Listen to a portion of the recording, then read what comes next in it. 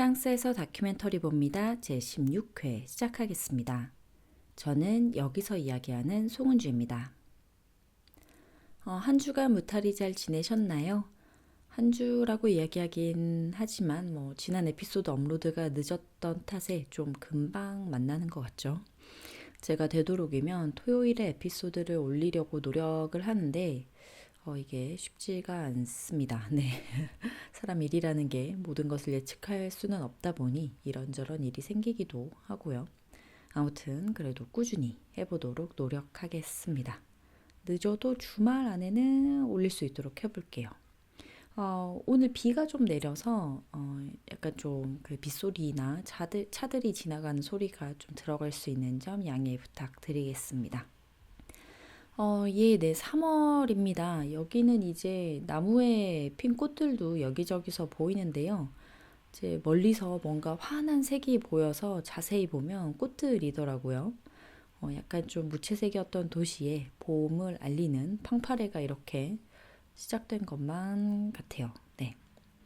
한국에서도 이제 새 학기가 시작이 됐고, 제게 개인적으로 재미있는 사건은 K리그가 개막을 했다는 건데요.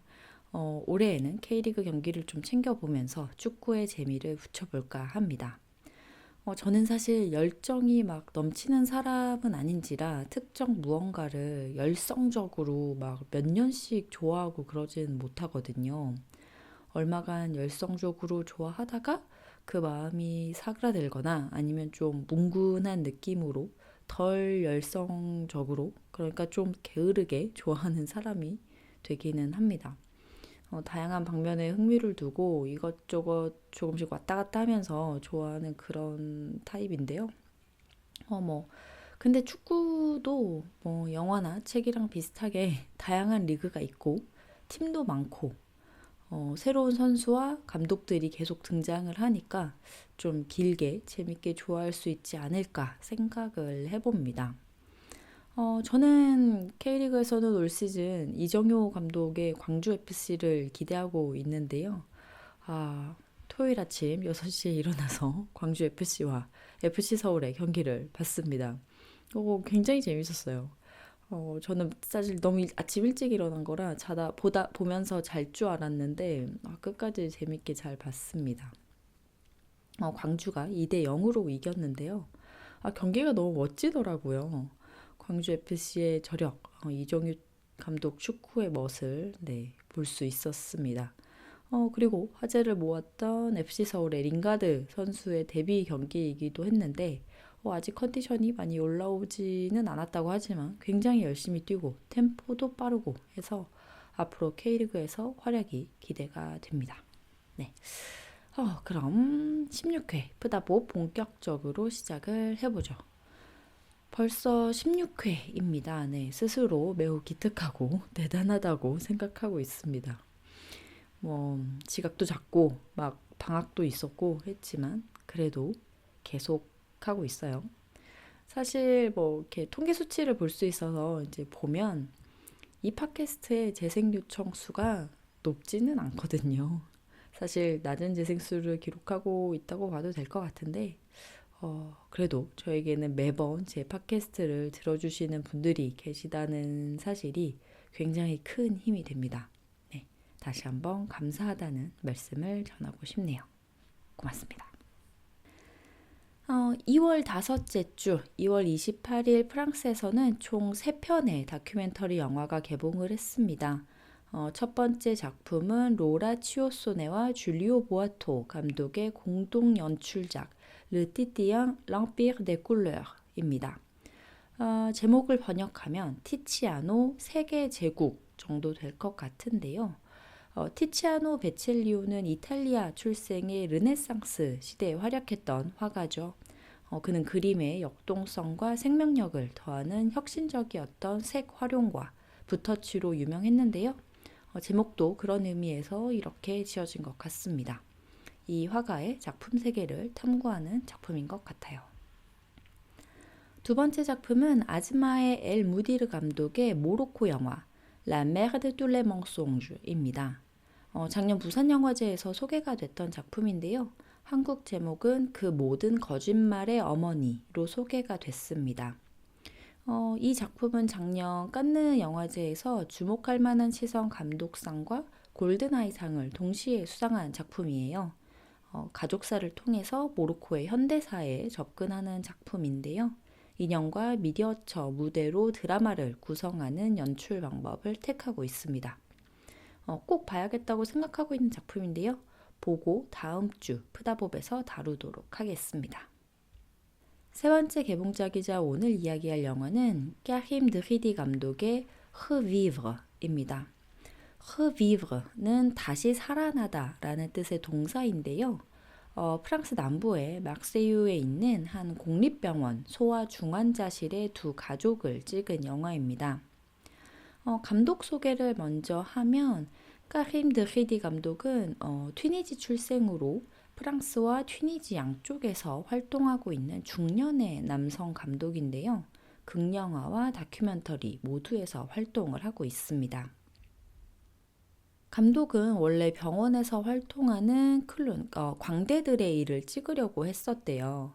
그들을 찍다가 광대들이 이제 심장 수술을 한 지 얼마 안 돼 혼수 상태에 빠져 있는 아기 앞에서 작은 공연을 펼치는 것을 보게 되었는데요. 아기가 워낙 작다 보니 아기 심장이 그냥 정말 아기가 덮고 있는 시트 바로 밑에서 뛰고 있는 것처럼 보였대요. 그렇게 누워있는 아기에게 광대들이 천천히 다가가서 음악을 연주했는데 곧 아기의 심전도가 살아나는 게 보였다는 거예요. 그러니까 음악에 반응을 한 거죠.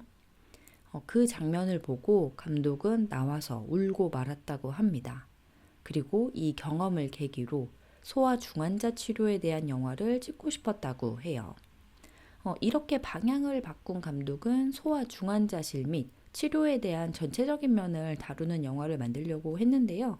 그런데 소아 중환자를 돌보는 그들의 부모들을 보게 되면서 그들을 중점적으로 찍어야겠다고 마음을 먹었다고 합니다. 영화에서는 두 아기와 그 아기들의 부모들 모습이 그려지는데요.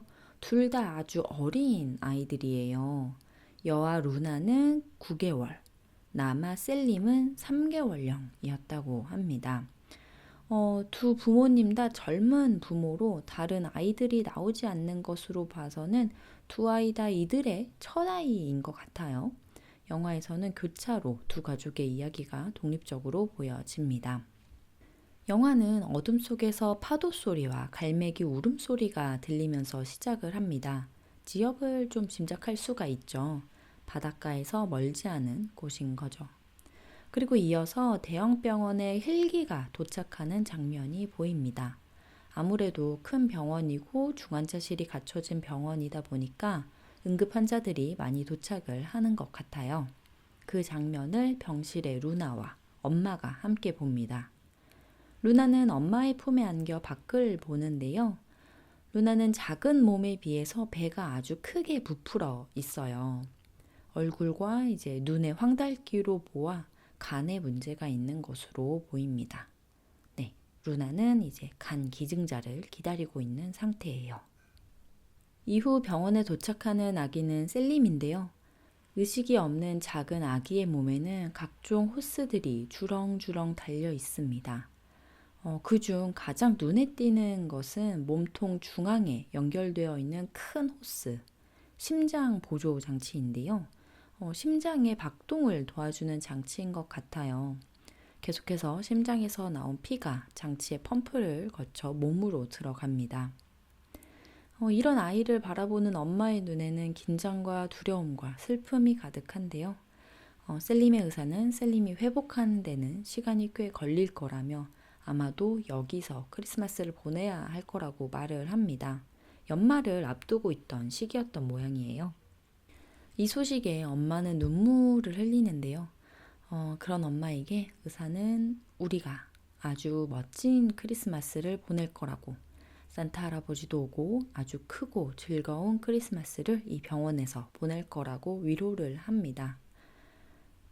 아무래도 프랑스에서 크리스마스는 연중 가장 큰 명절이기 때문에 그 명절을 가족과 함께 보내지 못하고 병원에서 보내야 한다는 소식에 슬프고 절망스러울 수밖에 없는 거죠. 영화는 아기들의 치료와 회복 과정을 계속해서 보여주는데요. 그 옆을 지키는 부모들의 모습이 좀 더 중점적으로 보여집니다. 아무래도 아기들은 너무 아프고 아프다 보니 활동이나 표정 또한 적고 또 아직 말을 하지 못하다 보니 아이들의 사정은 부모들을 통해서 이해될 수밖에 없죠. 부모들이 아기들의 상태에 대해 의사들과 대화를 나누는 장면, 전화를 통해 가족들에게 소식을 전하는 장면, 그리고 커플 간에 나누는 대화를 통해 또는 드물게 있는 인터뷰 형식의 대화들을 통해 우리는 아기의 상태를 좀 더 자세히 알게 됩니다. 그런데 정말 너무 작은 아이들이 아픈 모습을 보는 게 참 마음이 아프더라고요.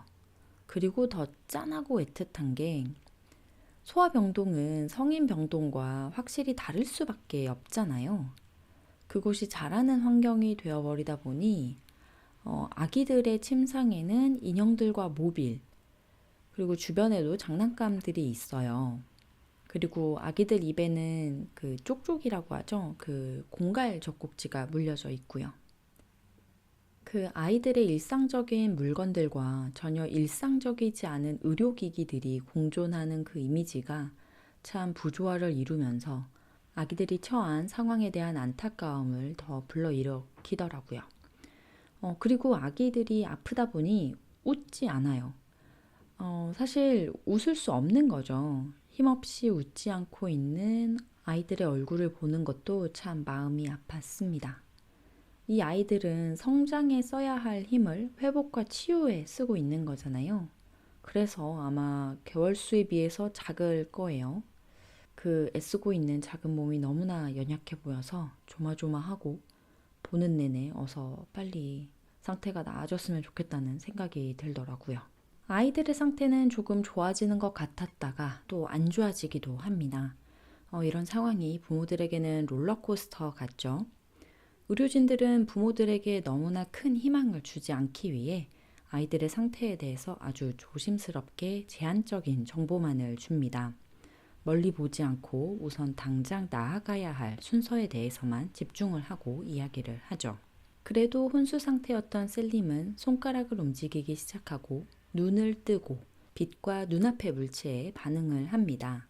그렇게 조금씩 회복을 하죠. 그러나 셀림도 심장 이식이 필요합니다. 장기 기증자를 기다리는 일 또한 참 고통스럽고 피가 말리는 시간인데요. 자신의 아기를 살리기 위해서는 장기 기증이 너무나 필요하지만 사실 장기 기증자가 나타난다는 사실은 다른 아기의 죽음을 뜻하기도 하기 때문이죠. 영화의 후반부는 두 아이가 모두 상태가 호전되어 모두 수술을 받을 수 있는 상태가 되고 또 장기 기증을 받을 수 있게 되면서 이제 아이들이 수술을 받는 것으로 비춰지는데요. 초조해하는 부모의 모습, 그리고 수술을 받고 나온 아기들의 모습, 위생보호 장비를 갖추고 아기들을 만나러 가는 부모들의 모습들이 이어지면서 영화는 끝을 향해 갑니다. 배가 홀쭉해지고 얼굴색이 돌아온 루나와 심장 보조 장치를 뗀 셀림의 퇴원 장면이 영화의 피날레를 장식합니다. 부모들은 병실을 청소하고 짐을 싸고 병원을 떠나며 함께 드디어 집으로 돌아가는데요. 몇 개월 만에 함께 집으로 가는 거죠. 이 장면에서는 얼마나 다행인가 싶더라고요. 셀림의 부모가 떠나는 순간에는 병동의 의료진들이 모두 함께 복도에 서서 축하를 하며 박수를 쳐줘요. 의료진들의 마음이 보이는 연대의 장면이었는데요. 함께 끌어안고 눈물을 흘리는 셀림의 엄마와 의료진을 보면서 몇 개월간 같은 여정을 헤쳐온 이들의 동지애가 보였습니다. 이런 부분들이 또 감동적이더라고요. 가족들이 떠나는 모습을 보여주고 또 병원에 도착하는 헬기를 보여주면서 영화는 끝이 납니다. 감독이 이 영화를 찍어야겠다고 생각했을 때 어떻게 가족들에게 다가가야 할지 막막했대요. 사실 그렇죠. 자신들의 아픈 아기를 앞에 두고 이 아기가 언제까지 살 수 있는지, 장기 이식은 받을 수 있는지를 묻는 정말 그들 인생의 아마도 최악의 순간에 있을 부모들에게 카메라를 들이대기란 너무 어려운 일일 수밖에 없죠. 그렇게 생각하면 이 부모들을 찍을 수 있었던 것 자체가 대단한 거라고 봅니다. 루나의 부모는 흔쾌히 응했지만 셀림의 부모의 경우 엄마는 찍히기를 원치 않았다고 해요. 하지만 이 영화가 다른 아픈 아기를 둔 부모들에게 도움이 될 수 있다면 응하겠다라는 마음으로 수락을 했다고 합니다. 감독은 프랑스의 국가기관에 대해 비판적인 시선을 가지고 있지만 프랑스의 공공병원에 우리의 아이들을 구하는 그리고 앞으로도 반드시 보존해야 하는 이런 공공 서비스가 있다는 것을 보여주는 영화를 만들고 싶었다고 합니다. 그런 부분에 있어서는 성공을 한 것 같아요. 저는 사실 영화를 바로 보고 나왔을 때는 조금 심드렁했었어요. 병원이라는 한정적인 공간에서만 찍히기도 했고 두 가족이 백인 부모의 첫 아기라는 비슷한 면모를 가지고 있었고요. 이 영화 안에서 감독의 연출적인 면모가 무엇인가라고 물었을 때 딱히 이야기할 만한 게 없다고 느껴졌거든요. 그리고 사실 저는 이제 한국 텔레비전 다큐멘터리에서 자주 볼 수 있었던 이야기와 좀 비슷하다 보니까 이 가족이 가진 이야기와 별개로 저에게는 영화적으로 새롭게 느껴지지는 않았었던 것 같기도 해요. 이거는 뭐 저의 개인적인 취향인 거죠. 그런데 이렇게 이 에피소드를 준비하면서 다시 생각을 해보니까 이 감독의 역량은 이 병동을 찍은 것, 그리고 이 가족들을 찍은 것, 그리고 다시 살아나는 생명의 순간들을 찍은 것, 그리고 부모와 의료진 간의 연대를 포착한 것이겠다는 생각이 들더라고요. 이제 그것도 적당한 거리를 잘 유지하면서 말이죠. 사실은 이게 가장 어려운 부분이었을 것 같아요. 이 세상에 존재하지만 우리가 쉽게 볼 수 없었던 삶의 장면들을 보여주는 것이야말로 다큐멘터리만 할 수 있는 영역이었지 하는 생각을 다시 하게 되었습니다. 영화에는 가끔 감독과 부모들이 나누는 대화, 감독의 웃음 등의 소리가 들어가기도 하는데요. 이런 부분이 감독이 부모들과 유대를 맺고 있다는 것, 그리고 그들의 상황에 감독이 함께하고 있다는 것을 보여주는 듯도 해서 보는 이들에게 뭔가 안심이 되기도 했던 것 같습니다. Revivre, 다시 되살아나다. 제목 그대로 아기들의 생명과 또 두 가족이 되살아나는 모습을 담은 다큐멘터리였습니다. 루나와 셀림, 아기들이 이제는 꽤 많이 컸을 텐데 꾸준히 건강하게 잘 자랐으면 좋겠네요. 오늘의 푸다봅은 여기서 마무리할까 합니다. 나누고 싶으신 이야기가 있으시면 들으시는 플랫폼이나 제 블로그에 댓글로 남겨주세요. 오늘 소개한 이번 주 개봉작들 정보 모두 블로그에 올려두도록 하겠습니다. 제 블로그 주소는 네이버 블로그 blog.naver.com/hunjusong_입니다. HEUNJUSONG_. 다음 주에는 아까 말씀드린 대로 아즈마의 엘 무디르 감독의 모로코 영화 La Mère de tous les mensonges, 그 모든 거짓말의 어머니를 보고 이야기하도록 하겠습니다. 그럼 3월의 첫째 주라고 해도 다름없을 이번 돌아오는 한 주 모두 잘 보내시길 바라겠습니다. 고맙습니다.